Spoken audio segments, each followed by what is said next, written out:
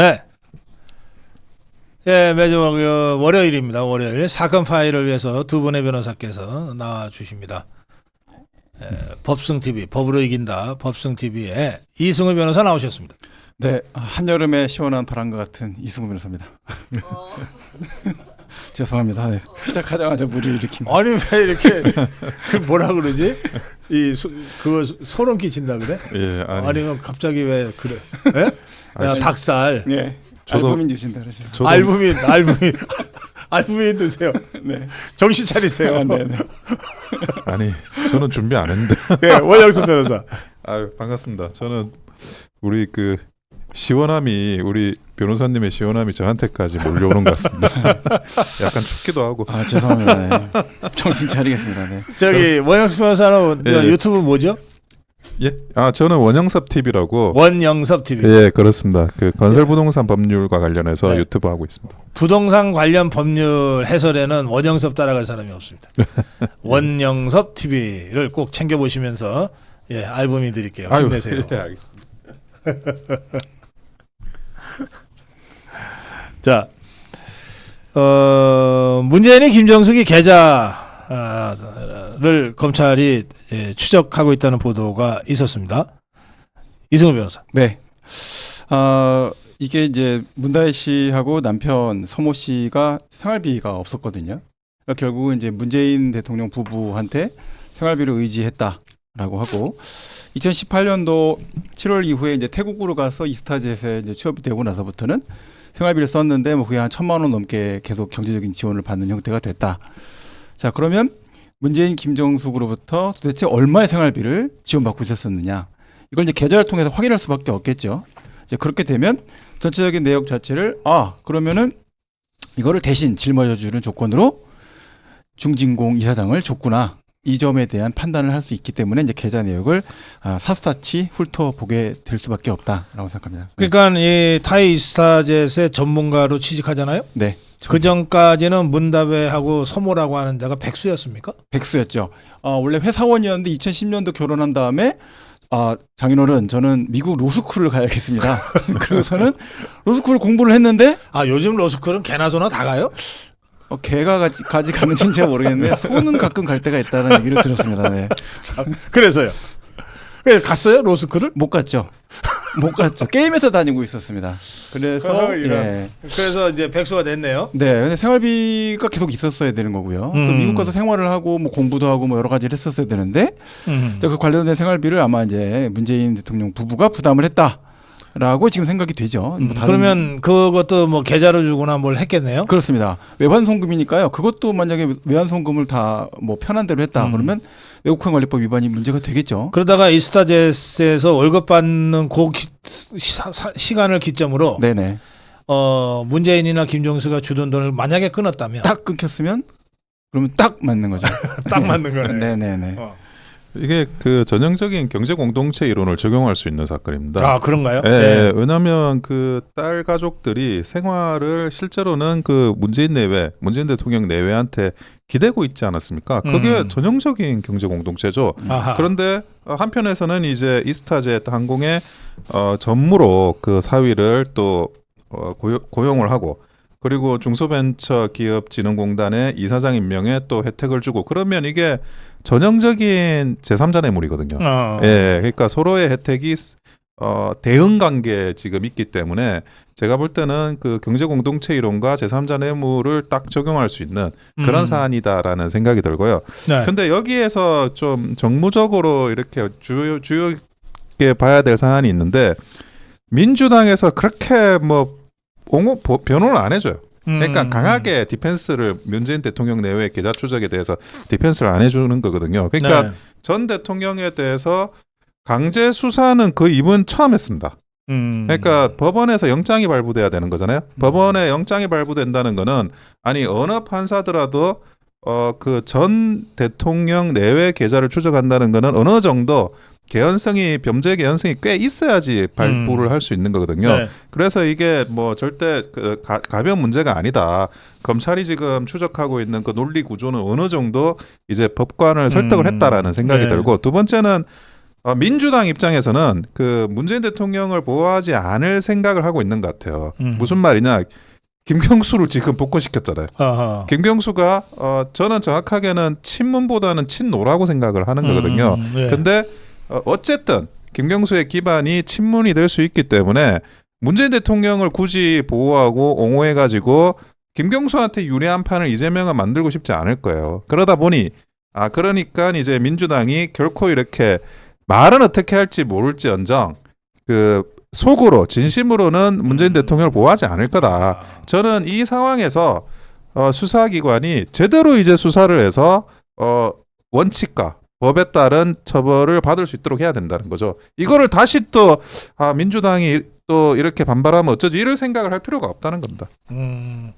그러니까 김경수가 풀려나면서 문재인이가 들어가는 상황이 되는 거네. 그렇죠. 그러니까 그런 부분이 제가 볼 때는 뭐 물론 그 국민 통합을 이유로 저는 김경수 지사가 복권된 건데 김경수가 복권됐을 때 예. 지가 그렇게 될 줄도 모르고 일단 좋아했을 것 같은데 그런데 머리가 좀 안 되잖아요. 그러니까 지금 그 좋아하지 말아야 될 부분이 최1순위로 문재인 대통령이고 아하. 그 다음에 사실 2순위로 이재명인데 이재명 대표인데 예. 어쨌든 지금 당장은 뭐 일단은 김경수부터 견제하는 게 이재명의 그런 그 의도가 될 수밖에 없기 때문에 네. 저는 뭐 결코 그 문재인 대통령을 민주당에서 적극적으로 옹호하지 않는다. 저는 그렇게 생각합니다. 그렇군요. 예. 그거 아주 재밌네. 네. 예. 그 김경수 돌 하나 던졌을 뿐인데 진짜 일파만파네. 그게 사실은 이제 쿠션이죠. 네, 네, 3쿠션. 네. 그 정도는 해야 정치를 잘하신다. 대통령이 당구를 좀 치시나? 네, 제 생각에는 잘 치실 것 같아요. 네. 저는 뭐 국민 통합 차원에서 복권하셨다고 생각합니다. 알겠습니다. 자, 그래요. 국민통합 차원에서 복권한 겁니다. 예, 그럼요. 예. 그 국민통합을 위해서 김경수까지 풀어준 윤석열 대통령과 김건희 여사를 향해서 이 살인자라고 예. 김전현이라는 자가 국회의사당에서 떠들어댔습니다. 이거는 어떻게 저는 그 국회의원 면책특권 대상을 벗어났다라고 생각이 듭니다. 네. 왜냐하면 이 내용과 관련돼서 사실은 그 자리가 검사 탄핵과 관련된 내용을 논하는 자리였기 때문에 네. 전혀 상관성도 없는 자리에서 직무상 발언이다라고 볼 수가 있는가. 사실 내용 자체가 굉장히 뜬금없이 튀어나왔거든요. 그런 측면이 있기 때문에 면책특권으로서 그 국회의원으로서의 직무상의 행위상에서 나와 있던 어떤 발언으로 보호할 가치가 있는 대상이 안 된다 이런 생각이 들었고요.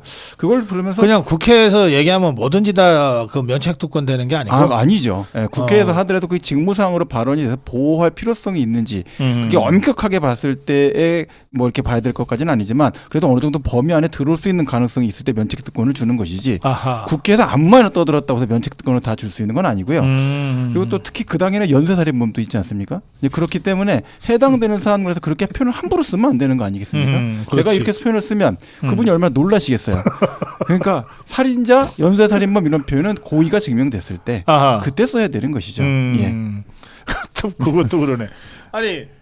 그러니까 김경수 풀어줬는데 뭣도 모르고 좋아하다가 감옥 가게 되는 문재인이나 전현희의 살인자 이 발언 갖고서 속이 시원하다고 생각했던 자가 갑자기 보니까 연쇄살인범이었어.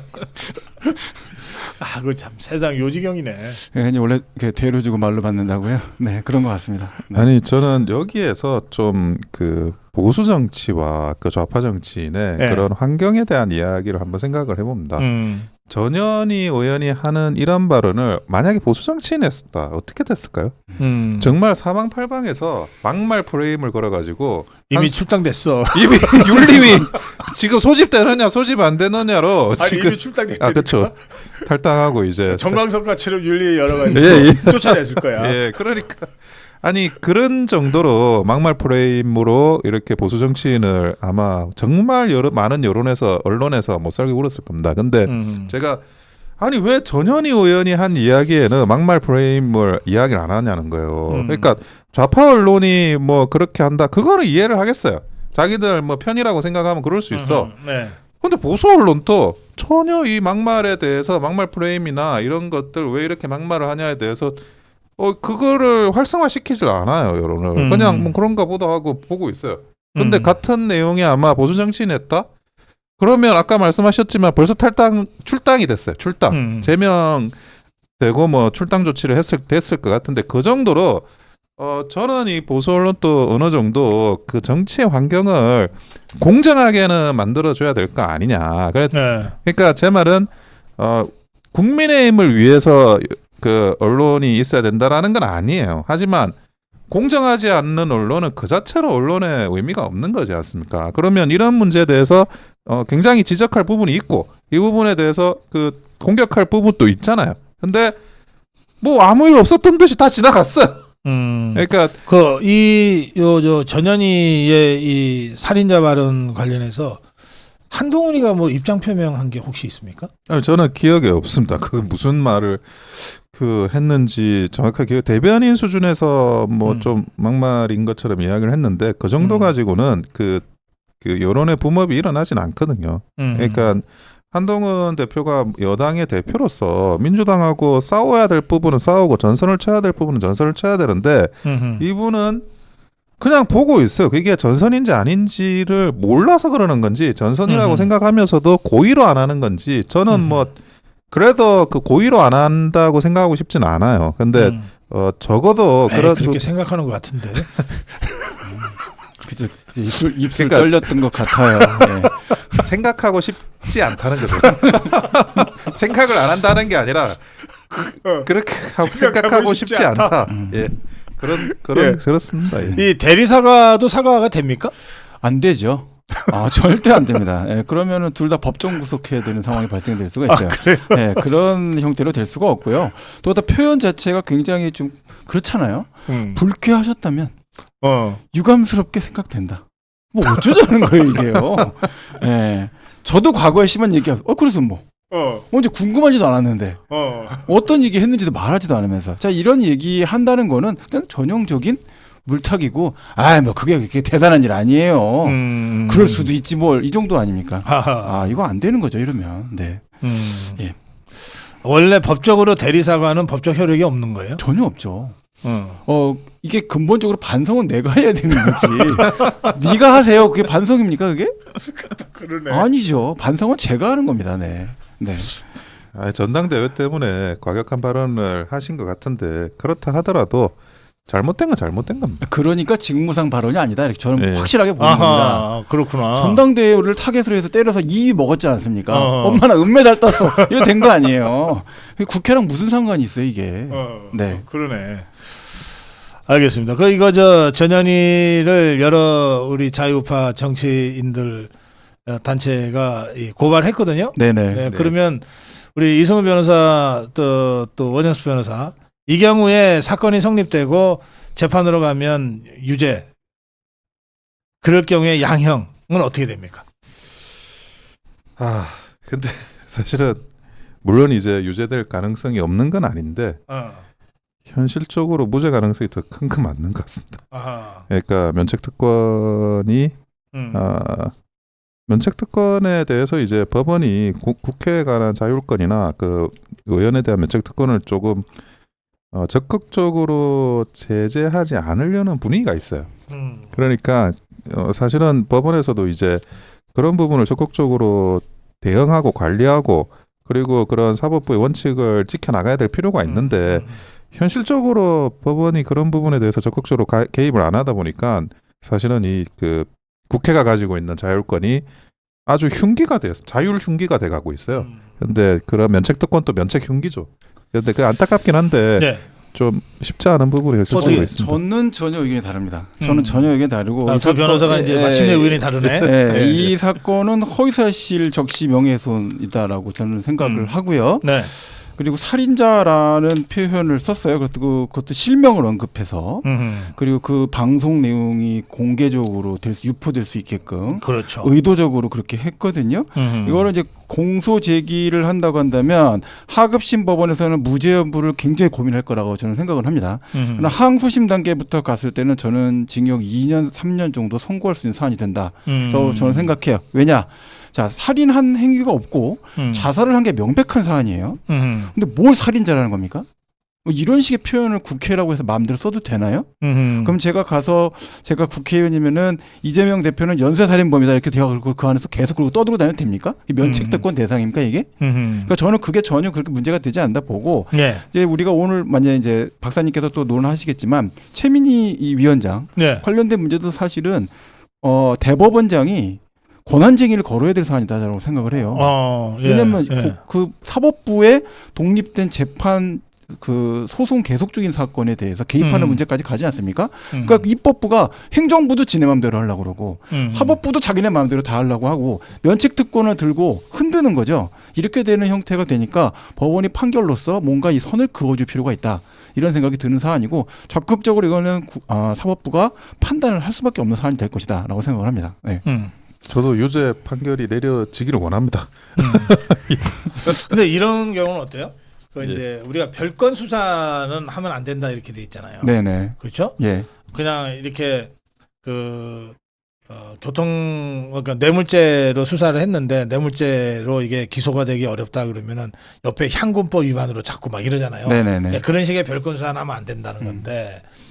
근데 이제 우리 원영석 변호사 그 해석대로 이게 어쨌든 국회 면책특권을 좀 넓게 해석을 해주는 법원의 경향을 감안해서 이런 사안의 경우에도 그냥 면책특권에 해당되므로 우리 법원은 사건 기각한다 이럴 수 있잖아요. 예, 그렇게 하면은 명백한 범죄인데 현행법상이나 또는 사법체계 때문에 이게 무죄가 나오면 네. 뭔가 별건으로라도 이게 응징해야 되는 거 아니냐 이렇게 나오는 별건 문제는 어떻게 보십니까? 오히려 그렇게 되면은 더 그게 굉장히 어려운 구조가 될 것 같은데 그러니까 정면으로 이걸 처리할 방법 외에 별건으로 뭔가 수사를 하거나 아니 검찰이 하라는 게 아니고 우리 시민사회단체가 별건을 발견해 갖고서 고발 다시 하는 거지. 뭐 그 문제는 언제든지 열려 있습니다. 언제든지 열려져. 왜 되는구나. 활짝 열려 있습니다. 그거는 예. 걱정하지 않으셔도 됩니다. 그 문제는. 예. 내가 검찰한테 별건하라는 얘기 아니에요. 예. 그 문제는 뭐 저도 같이 협조해서 활짝 문을 열어보겠습니다. 네. 예. 아니 제보 좀 많이 해주십시오. 네. 제보하면 제보 받아가지고 네. 우리가 다른 방식으로 할 수 있는 방법을 강구해 보도록 하겠습니다. 네. 제보하시면 됩니다, 여러분. 예. 원영석 변호사는 지금도 법률단 일을 하고 계신가요? 아닙니다. 지금은 이제 거기서도 잘렸어요? 아닙니다. 제가 그만둔 겁니다. 잘린 건 아니고요. 이거는 오해를 하시면 안 되니까 정확하게 말을 해야 된다. 그래요. 제가 그만둔 겁니다. 국민의힘 법률지원단 예. 단장 일을 하셨는데 그걸 그만두셨군요. 예, 그렇습니다. 근데 뭐 그래도 뭐 당직이 있지는 않지만 여기저기서 또 의뢰라고 하면 그렇고 문의하시는 분들이 많으셔가지고 예. 뒤에서 뭐 이래저래 일하고 있습니다. 알겠습니다. 예, 자, 예. 아까 우리 이승호 변호사 말씀 중에 최민희 얘기가 나왔어요. 최민희. 네. 이거 빼박인데. 그러니까 이게 보면 예. 국회 청문회로 해서는 안 되는 게 세 가지가 있어요. 수사해서 기소해라. 이렇게 하는 거 하면 안 되는 거예요. 그다음에 두 번째로는 계속 재판을 하고 있어요. 그 법원이 있는데 청문회나 국정감사나 뭐 조사권 동원해 갖고 막 뒤지는 거예요. 그래서 이게 유죄니 무죄니 네가 판사하세요. 이렇게 되는 거죠. 그럼 이게 삼권분립 위반이고 헌법 반헌법적 행위예요. 아하, 예. 그다음에 개인 사생활 침해 뒤지면서 이게 이런 일이 있었어. 이거 왜 같이 둘이 잤어? 뭐 이런 거 뒤지면 안 되잖아요. 국회 청문회가. 자, 그런 문제를 하면 안 된다. 이런 관여 목적으로 이 청문회나 감사 조사권을 동원하면 안 된다가 이제 국정감사 및 조사에 관한 법률 문제인데 그거를 전면으로 위반해서 헌법 27조에 나와 있는 규정을 정면으로 무시하고 나가는 거고 이걸 제가 곰곰이 생각해 보니까 여태까지 별로 없었던 일이란 말이에요. 다 알아서 자제했어요. 이성이 있으니까요. 근데 이성이 없게 이성이 있어서 자제했구나. 네, 이성이 없고 심장만 뛰니까 이런 일이 벌어져요. 이렇게 되니까 이런 결국에는 어떻게 되려 대법원장이나 법원 행정처장이 권한쟁의를 이제 걸을 때도 이제 왔구나. 헌법재판소에 걸어서 이거 사법부의 권한을 침범하는 거 아니냐. 국회에서 국회의원 이 위원장 상임위원장이 이건 막아달라 해야 되는 게 아닌가 이런 생각이 들었습니다. 네. 예, 삼권 분립을 명백히 침해하는 행동입니다. 최민희 위원장이 자기가 무슨 이 그 사건에 있어가지고 그 판사가 돼가지고 일종의 인민 재판을 하는 거거든요. 근데 최민희 위원장이 무슨 공정한 재판관도 아니고 그냥 그 과거의 원님이죠. 네 죄를 네가 알렸다. 자기가 원하는 결론은 정해져 있어. 국민들한테 하고 싶은 이하 메시지도 정해져 있고 그리고 그런 식으로 일방적으로 불리한 추궁을 이제 편파적으로 해 나가는 그런 6.25 때나 볼만한 인민재판을 하는 거죠. 그런 거 하지 말라고 삼권 분립이 있고 재판의 절차들이 있는데 이런 제가 뭐 그 최민희 위원장 기대도 안 했지만 항상 예상을 뛰어넘는 것 같아요. 이렇게 재판을 모의 재판을 상임위에서 한다는 생각을 그 나쁜 쪽으로는 참 머리가 좋아요. 법정에서 저렇게 증인 신문하면 쫓겨납니다. 예. 아 그래요? 내 의견 얘기하면서 자기 얘기하고 자기 내피셜 막 얘기하면서 그러면서 갑자기 자기가 하고 싶은 대로 물어보고 자기 답 듣고 싶은 대로만 답을 강요하고 하면 쫓겨나요. 그거는 법원에서 소송 지휘하는 대상에서 반드시 쫓아낼 수 있는 예. 상태가 됩니다. 네. 그러니까 제가 이번에 그 국회 방송 하는 걸 보면서 아 국회의원의 질이라는 게 저렇게만 이루어진다고 한다면 그걸 과연 조사라고 하고 질이라고 할 수 있느냐 이런 생각이 좀 많이 들었습니다. 공정한 재판이라는 게 결국에는 공정한 절차에 의한 재판이거든요. 공정한 절차에 의한 재판이 아니라 이렇게 최민희 위원장이 자기가 재판관인 것처럼 일방적으로 몰아붙이는 인민재판을 한다는 게 네. 결국 있을 수도 없는 행동이고 여기에 대해서는 사법부가 입법부에 대해서 의견을 좀 내야 될 부분인 것 그렇죠. 같아요. 예, 이렇게 하면 안 된다. 이런 식의 지금 현재 진행되고 있는 사건인데 진행되고 있는 사건에 국민들께 어떤 그 굉장히 오해가 될 수 있는 내용들을 보낼 수 있고 그리고 이미 뭐 재판 결과도 나오기도 전에 그런 재판 국민들의 여론을 뭐 미리 조성하려고 하는 의도니까 뭐 저는 이게 대법원도 한번 의견을 낼 부분이라고 생각하고 있습니다. 그래요. 예. 두 분 다 대법원 차원에서 네. 권한쟁의 소송이나 구체적인 어떤 메시지나 행동이 필요하다. 계속적인 그렇습니다. 소송에 국회가 에이, 근데 개입하면 안 된다. 대법원장이 김명순 되고 하겠어요? 김명수요? 예. 김명수 그거 나가신 지가 언젠데 아 바뀌었어요? 바뀌었잖아요. 바뀌었는데 왜 네. 변화가 없어? 아 예. 얘기할 그럼 누가 대법원장이에요? 그러면? 조인대 대법원. 아니, 그 사람은 왜 아무것도 안 해요? 말씀하셔야죠. 저도 궁금하긴 한데. 네. 아마 내일 고성국 TV 보시고 내일 말씀하실지도 네. 몰라요. 아 이건 참. 네. 아니 바뀌었다는데 왜 가만히 있냐고. 네, 말씀하셔야 됩니다. 이거는 난 김명순 줄 알았네. 여전히. 아닙니다. 그분은 이제 수사 받으셔야 되고. 네. 압수수색 좀 받으셔야 돼. 이런 참. 그래요. 뭐 우리 방송 보면 내일쯤 뭔가 뭐 행동이 나오겠네요. 네. 자. 이거 제가 정말 몇 달 전부터 이거 걱정이 돼서 한 여러 수십 번 얘기했어요. 제발 좀 제3자 하지 마라. 그냥 특검 안 한다고 해라. 하루만 욕 먹자. 네. 하루 욕 먹고 내내 함께 박수 치며 같이 가자 그랬는데 결국은 좌파들한테 발목 잡혀버리는 것 같아.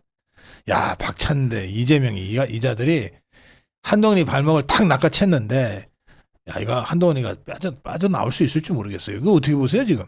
아니 이거는 발목을 낚아챈 것도 낚아챈 건데 굳이 잡히지 않을 발목을 잡히는 거야.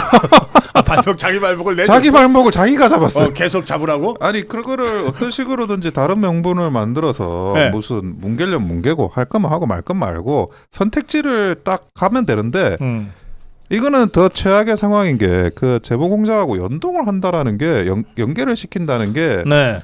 아니 제보공작이 이미 고발이 돼 있어요. 고발이 돼 있어서 수사를 해야 됩니다. 근데 민주당 입장에서는 아니 그 제3자 특검이든 어디 특검에서 제보공작을 수사하는 게 좋겠어요? 아니면 윤석열 정부 산하의 수사기관에서 제보공작을 수사하는 게 좋지. 그러니까 무조건 특검에서 하는 게 좋은 거예요. 그러니까 연동을 시킨다고 했는데 최상병 특검도 민주당이 하고 싶은 거, 제보공작 특검도 민주당이 하고 싶은 거. 민주당 입장에서는 자기가 하고 싶은 이게 뭔가 어떤 불리함이 있을 거라고 생각을 해봤는데 도저히 불리한 게 없고 2배로 좋아지는 제안을 한동훈 대표가 한 거예요. 그래가지고 아니 이게 뭐지? 하는 생각이 들 정도로 황당한 제안을 해버렸는데 그래서 지금 뭐 이현주 의원 또 방송 나가가지고 바뀌었다고 하고 있고 정성호 의원 또 바뀌었다고 하고 있고 박찬대 원내대표는 친절하게 설명하고 있어요. 이거는 왜 우리가 받을 수밖에 없느냐. 어차피 고발된 사안이라서 어차피 수사하게 돼 있다. 제보공작이. 그런 걸 또 친절하게 설명을 하더라고요. 그러니까 아니 민주당이 원하는 안을 민주당이 말하지도 않은 안을 거기에 뭐 그런 어떤 그 상품을 하나 더 얹어가지고 선물을 준 거예요. 민주당한테. 지금 한동훈이 도망갈 수 있는 마지막 찬스예요. 어떤 찬스죠? 오늘 원로들이 만났잖아요. 예. 당 원로들이 야 특검 파면 안 돼. 이렇게 여러 명이 얘기를 했어요. 우리 예. 보도가 됐어. 예. 그러니까 이제 한동훈 입장에서는 나는 하려고 그랬는데 야 당의 원로들께서 그거 하지 말라고 그런다. 미안하다. 내가 원로들 말씀을 드려야 되지 않겠냐. 이러고 안 하면 돼. 안 들을 것 같아요. 원로들 이야기를 안 들을 것 같고. 아니 원로들 핑계 대는 거 얼마나 좋아. 예. 아무 말씀도 안 하셨다며요. 듣기만 네, 하셨. 듣기만 했대요. 하셨다는데. 네. 그러니까 들었으니까 이제 자기가 행동하면 되지. 걱정되는 거는 가끔 보면 독수리도 닭한테 잡히더라고요. 네. 아 진짜 영상이 있습니다. 아니, 독수리가 닭한테 어떻게 잡혀? 잡혀가 끌려가더라고요. 그러니까 원래 이게 원래 체급은 닭이 더 큰 닭이 있습니다. 이게 너무 그러니까 발목을 날지만 못할 노출하면 끌려갈 수가 있어요. 닭한테도. 그러니까 이게 지금 제가 보면 타이밍을 너무 많이 놓친 것 같고 왜 이렇게 하셨는지 잘 모르겠고요. 지금 보면 국민적 의혹이라고 할 만한 사안인가? 이런 생각이 들거든요. 그 수사가 그렇다고 진행이 안 되는 것도 아니고 대통령실 통화 목록까지 뭐 공수처에서 뭐 어떻게 했다 저렇게 했다 이런 얘기까지 나오는 판인데 네. 이게 뭘 특검할 게 뭐가 있어요. 제가 볼 때 이거를 갖고서 본인의 어떤 말을 이렇게 뒤집는다라는 관점으로만 생각한다면 자기 명예만 중요한 거고 전체 국면을 중요하게 생각하지 않는다라는 그런 평가를 받게 될 수밖에 없을 것 같아요. 그러니까 오늘 이 방송 보시고 내일 아침에 일어나서 한 잔 푹 자고 일어나서 생각해 보니까 원로들 말씀을 따라서 그렇지. 이거는 국면을 안정시켜야 될 것 같다. 고성고 TV는 언급 안 해도 돼. 그래. 그냥 원로들 말씀이 있었다. 맞는 것 같다. 예. 아니 제가 처음에 민주당도 그 한 대표의 그런 역제안을 받아보고는 조금 의아했던 것 같아요. 이게 무슨 수가 있나? 이게 왜 이거를 하자 그러지? 그냥. 하자 그러지 왜 이걸? 그러면서 처음에는 엉거주춤하다가 오늘은 다 의견이 다 정리가 됐어요. 받는다. 그러니까 아무리 생각해봐도 이게 한동훈 대표가 자기한테 불리한 제안을 국민의힘에 불리하고 민주당에 유리한 제안을 했다는 거에 대해서 이미 민주당이 파악을 한 것 같아요. 그전에는 이제 저게 무슨 우리가 모르는 수가 있나 그랬는데 그게 지금 아닌 거예요. 그래가지고 지금 다 정리돼 가고 있으니까. 근데 이렇게 되면 더 빠져나가기가 힘들어집니다. 국민의힘 입장에서는 굉장히 안타까운 문제고. 이렇게 했어요.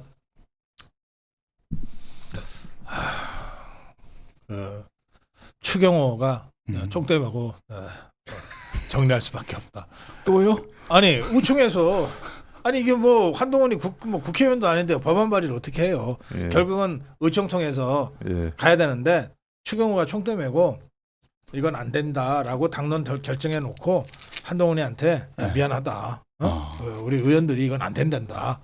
이렇게 해서 한동훈이 테러를 열어주는 수밖에 없다. 그렇죠. 어떻게 그 방법밖에 없지. 뭐 다른 방법은 없을 것 같습니다. 다른 방법 없고 받을 수도 없고 이거를 그거를 맞장구 쳐가지고 발의할 수도 없지 않습니까? 네. 민주당이 원하는 2배로 좋아할 만한 아닌데 이게. 그리고 지금 자유파가 벼르고 있어요. 이게 10명은 해야지 법안 발의가 되잖아요. 예, 최소. 예. 그 10명을 지금 하나하나 지금 누군지 지금 연필 들고 지금 메모지에 기록하려고 다 기다리고 있어. 어떤 자가 배신자인가. 근데 그래도 진짜 뭐 100번 양보해서 제3자 특검 법만 있으면 그래도 내가 공천 받았으니까 공천 줬으니까 이런 생각할 수 있을 것 같아요. 근데 지금은 이게 완전히 그 보네드 플레이라는 게 다 이미 쫙 소문이 났잖아요. 여의도에서. 근데 누가 해요 이거를 발의를. 장동영이도 안 하겠지? 아이 그게 장동영하고요 또 알고 보면 똑똑한 사람입니다. 그래? 그럼 그 정도로 송파의 송파 남매도 안 하겠죠? 그분들도 벌써 다 눈치가 얼마나 빠른데요. 절대 눈치를 여기까지 온 친구들이니까 공작제보 연동된 특검법은 발의하지 않을 거라고 생각합니다. 자, 그럼 다음으로 가겠습니다. 참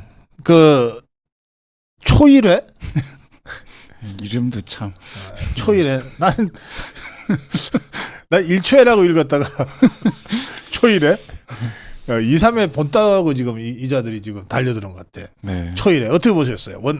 영섭 근데 2, 3회 사무총 부회장님. 그 초일회에서 이제 김경수 복권대 김경수 의원을 중심으로 해가지고 뭐 하나 좀 해보려고 하는 느낌이 있는데, 근데 이재명 대표의 아성은 정말 사법 리스크를 제외하면 완전히 반석 위에 올라섰거든요. 근데 역대 민주당 당대표가 노무현 대통령 때나 아니면 그 문재인 대통령 때도 이렇게까지 당내에서 굳건했던 적은 없어요.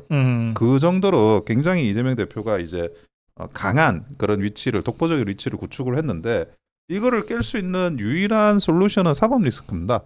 10월에 이제 그 위증 교사하고 그런 이제 선거법 위반하고, 저는 뭐 둘 다 당연히 유죄라고 생각을 하고 있고, 네. 둘 중에 사실 하나만 유죄가 나와도 지금 이재명 대표가 가지고 있는 이 야성이 완전히 금이 가는 거예요. 아하. 근데 김경수 지사에 대해서 이제 많은 사람들이 평가가 많이 갈리는 것 같아요. 오히려 뭐 좀 약하다라는 평도 있고, 충분히 이제 그런 친노 적자로서 커나갈 수 있다라는 평이 있는데, 제가 그 문재인 대통령 예를 좀 들고 싶어요. 문재인 대통령이 할 줄 아는 게 뭐가 있었습니까? 대통령 되기 전에 별로 없어요. 그냥 점잖은 거 하나 말고는 아무것도 없었어요. 무슨 콘텐츠가 있어요? 뭐 아무것도 없는데, 문재인 대표가 그 김정숙이 시키는 건 잘했다 그러더라고. 아 그런가요? 예, 집안 청소하는 거, 뭐 의자 나르는 거 이런 거. 김경수의 아내는 누구죠? 내 이름을 모르겠지. 하여튼 그런 부분들을 이제 그 문재인이라는 사람을 대통령으로 만든 게 그 어쨌든 그 가짜 뉴스와 허위 선동이나 뭐 이런 이미지 메이킹이든 뭐든 그 능력이거든요. 그리고 김경수 지사가 가지고 있는 게 또 이게 색깔이 없고, 그래서 중도적이라고 하지만 그래서 또 약하다고는 하는데, 그러다 보니까 그 화장이 잘 받는 스타일이에요. 그래서 그 여러 가지로 이제 김경수 지사가 가지고 있는 그런데 희망을 그런 사람들이 민주당 내부에서 있을 것 같고, 근데 조국은 안 돼. 조국은 사법 리스크가 있잖아요.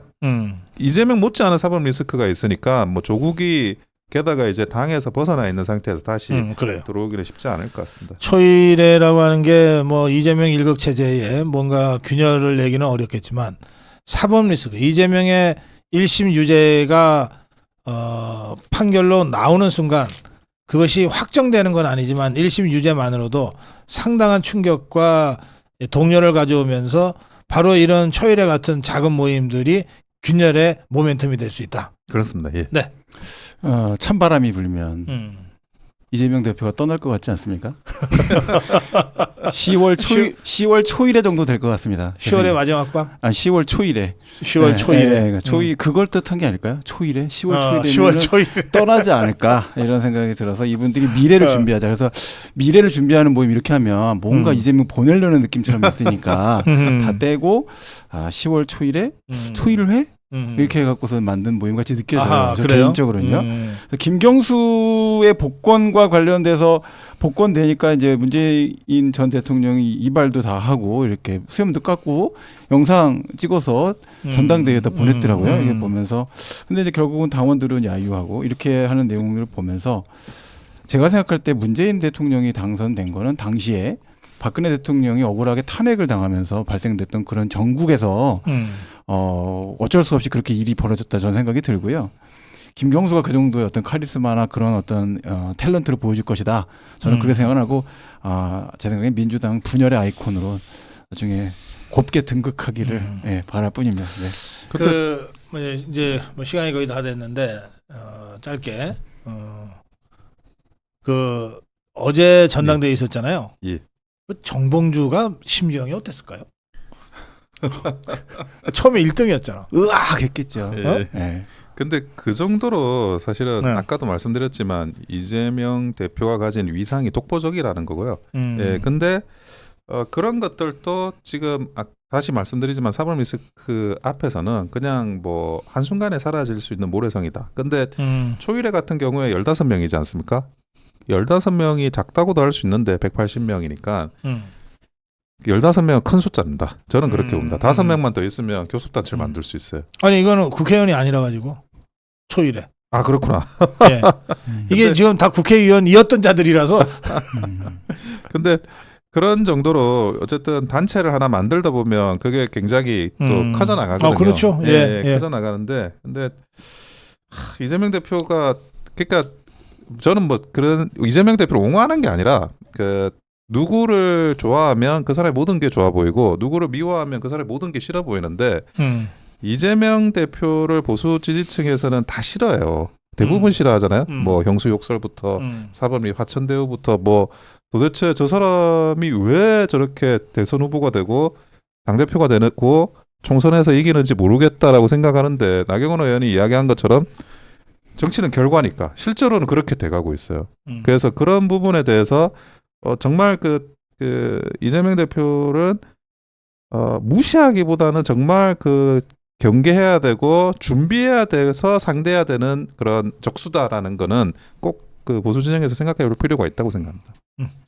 시간이 다 돼서 여기서 두 분 마무리 한 말씀씩 듣겠습니다. 이승우 변호사. 네, 뜬금없는 얘기일 수 있겠지만 이번에 그 건국사와 관련된 논쟁이 계속 불붙는 걸 보면서 정통 그 합법 정부인 대한민국이 이제 70년 정도 됐으니까 조선사를 정리할 때가 됐다. 라고 생각을 합니다. 그래서 조선사는 제 생각에는 1948년도 5월 10일까지 의 기간을 조선사로서 정리를 좀 해야 되지 않겠는가. 그래서 객관적인 자료를 가지고 집대성을 하는 것이 좀 필요하고 그렇게 해야 역사 논쟁이 마무리되고 정통성에 대한 정리가 법적으로도 역사적으로도 정리가 마무리될 것이다라는 생각이 듭니다. 네. 원영섭 변호사. 예, 저는 뭐 당의 원로분들께서도 좋은 이야기 많이 하셨는데 중진 분들도 한동훈 대표한테 좀 좋은 말씀 많이 하셨으면 좋겠어요. 말릴 거 좀 말리고 이렇게 진행할 거 진행하고 하게 해야지. 이렇게 가다가는 그 굉장히 우스꽝스럽게 당이 만들어지는 수가 있으니까 그런 부분들에 대해서 중진들도 책임감을 많이 느껴주셨으면 좋겠습니다. 중진이면은 보통 4선 5선이 4선 이상을 중진이라고 하죠. 아니 이런 자들이 왜 한동훈의 눈치를 보지? 뭐 한 말씀 하셨으면 좋겠는데 지금 네. 그래야지 방향성이나 균형을 잡아가잖아요. 근데 이번에 그 재보공작 연계하고 관련이 돼 있는 부분은 이거는 너무 큰 미스테이크예요. 그래가지고 이게 두 번, 세 번 반복되면 그 당이 바보가 됩니다. 그런 부분들에 대해서 그 부디 큰 책임감을 느껴주셨으면 좋겠습니다. 예, 오늘 사건 파일 이승우 변호사, 법승TV, 법으로 이긴다 법승TV의 이승우 변호사, 그리고 원영섭TV, 원영섭TV의 원영섭 변호사. 이 원영섭TV는 부동산 법률을 주로 다루는 TV입니다. 이 원영섭 변호사가 그러니까 변호사들마다 다 자기 전공이 있죠. 예, 그렇습니다. 이승우 변호사는 뭐가 전공이에요? 저는 형사법이 전공입니다. 형사법. 네. 그러니까 도둑놈 강도 때려잡는 그런 거. 잡는 게 아니라 풀어준다. 그건 검사가 해야죠. 예. 그렇구나. 네네네. 그리고 우리 원영섭 변호사는 부동산 관련 법률 예. 전문인데 어떤 거죠? 저는 그 민법이 전문이라고 볼 수 있습니다. 예, 음. 민법 책도 썼고 그리고 제가 아니, 건축학과니까 민법이 형법보다 더 어렵다면서. 민법이 형법보다 훨씬 어렵죠. 네. 그래서 예. 민법 쪽 하는 사람들이 그 예. 공부도 잘하고 시험 성적도 좋다면서. 원래 법학 실력은 민법 실력을 법학 실력이라고 하는 거고요. 그렇죠. 예, 네, 부정 그리고- 안 하시네. 예, 서울대 맞아요. 원영섭이 이승우보다 아니 그건 아니고 공부 잘했어요. 그건 아닙니다. 저 그건 같은 아닌데. 반이었거든요. 그래? 공부 잘했습니다. 예. 아니 그건 아닌데 근데 네네네. 그 서울대 법대가 뭐 대단하다 이렇게 이야기할 때는 서울대 법대의 민법 교수들이나 민법학 실력이 대단하다 그런 뜻입니다. 그래요. 그래서 그런 부분들이 어찌 보면 그 민법의 법리들이 법학 전체 법리를 뭐 행정법이든 뭐 형법이든 다 만들었거든요. 네. 그렇게 생각하시면 될 것 같습니다. 그래서 그 민법 중에서도 부동산 파트의 예. 법률 해설을 하는 원영섭 TV입니다. 제가 뭐 어떤 분들은 인권 변호사로 많이 이렇게 유명하신데 저는 물권 변호사라고 부동산 전문이라 물권 변호사. 네. 그 뭐 돈은 안 받고 그냥 공짜로 볼 수 있는 거죠? 아이 뭐 당연합니다. 예. 보성국 TV 통해서 오시면 다. 네. 사건 파일 이승우 변호사, 원영섭 변호사와 함께했습니다. 고맙습니다. 예.